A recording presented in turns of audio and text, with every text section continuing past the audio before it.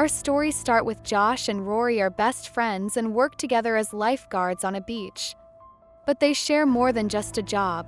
Rory's sister Tina is engaged to Josh and will be married soon. Josh isn't feeling great after his wild bachelor party the night before, so Rory takes on the routine safety buoy check alone. But something is off. A swimmer near the buoy is suddenly dragged underwater and brutally killed. Another lifeguard spots the danger and sounds the shark alarm. Hearing the alarm, Josh rushes into action. Grabbing a jet ski, he speeds towards Rory, shouting about the shark. But Rory doesn't hear him. Suddenly, the shark attacks, launching Rory into the air.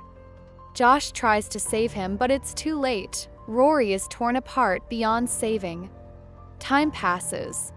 At Josh's home, photos, an abandoned wedding ring, and news clippings of Rory's tragic death tell a painful story. Josh has distanced himself from Tina, consumed by guilt.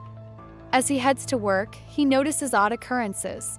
His neighbor's dog howls nonstop, a crow nearly hits him in the face, and the sky is filled with agitated birds fleeing the ocean. He ignores the signs, nature's silent warning of an impending tsunami. At the market, Josh runs into Tina, who is now with her new boyfriend, Steven. Their awkward reunion is cut short by an even bigger problem. Two armed burglars storm in. Doyle, one of the thieves, holds the owner, Mr. Jessup, at gunpoint, but Officer Todd notices something suspicious and intervenes. Chaos erupts when Doyle's unhinged partner kills an employee and takes Tina hostage. Josh is desperate, but before he can act, a tremor shakes the market. The sea recedes. A monstrous tsunami barrels toward the shore. Moments later, the wave engulfs everything, sweeping people away like debris, leaving behind devastation. The market is submerged, bodies float everywhere, and survivors cling to shelves and freezers. Officer Todd is severely injured with a metal stake lodged in his leg. His daughter, Jamie, struggles to stop the bleeding. Josh spots Tina. She's alive but in shock. In the parking lot, things are just as grim. Couple Kyle and Heather are trapped in their car, now submerged. Their small dog, Bully, whimpers, sensing something lurking nearby. In another vehicle, Jamie's boyfriend, Ryan, is stranded in his van. He breaks the window, climbs onto some wreckage, and spots a massive shadow moving in the water. Inside, survivors assess their options. Phones are waterlogged and useless. They need to swim out to get help. Bob heads for the warehouse, while Tina and Steven aim for the main entrance.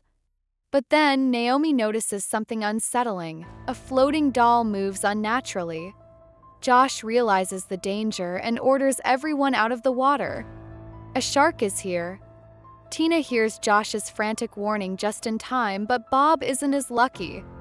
The shark strikes, dragging him under. Jamie tries to save him, but all she pulls up is his severed arm. The shark, hungry for more, crashes into a freezer, nearly knocking Naomi into the water. She scrambles back just in time. Based on the sheer size of the dorsal fin, they conclude it's a great white, over 3.5 meters long. And it's not alone. Another lurks in the parking lot. Ryan searches for survivors but finds only death. Meanwhile, Kyle and Heather argue about a fake designer shoe Kyle gave her. He wants to break the glass to escape, which would be a fatal mistake.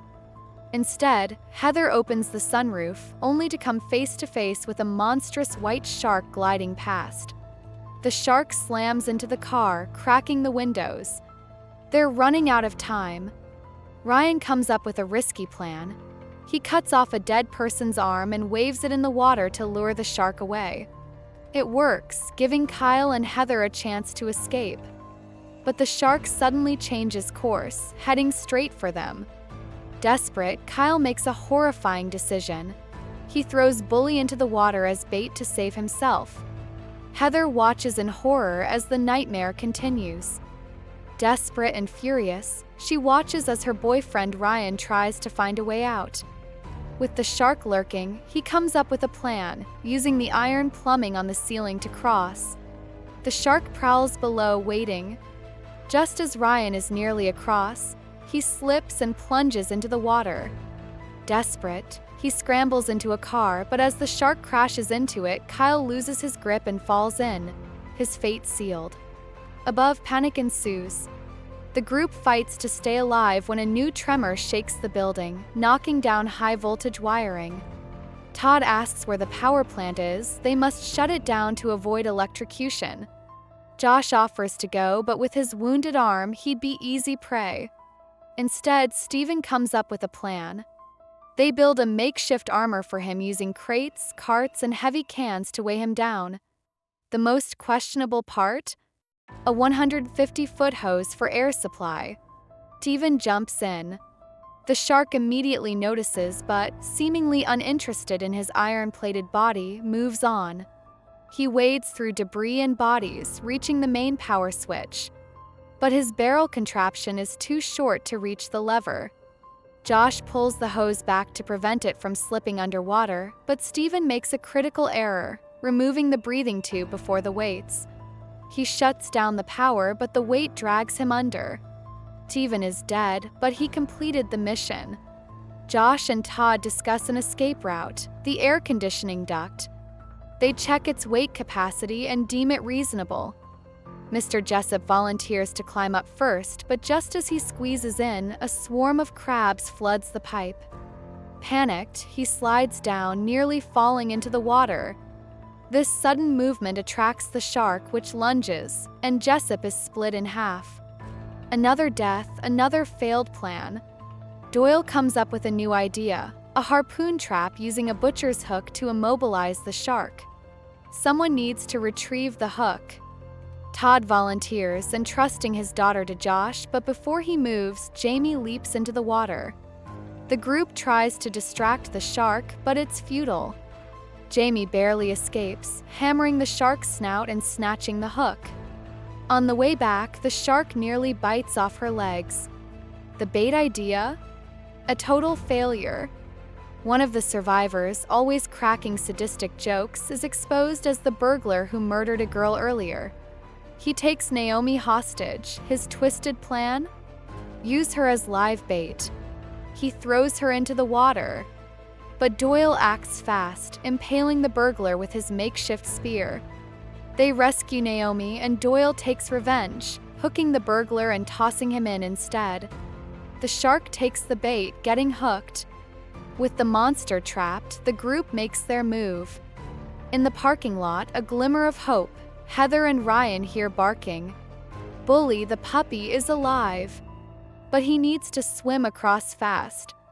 The shark, sensing prey, charges at him. Miraculously, the dog makes it. Just as they start escaping, Jamie hears a familiar signal. Ryan is alive, hammering metal in a coded rhythm. She insists on rescuing him. Todd asks Josh to go with her. They reach the access stairs but must close a door to prevent flooding.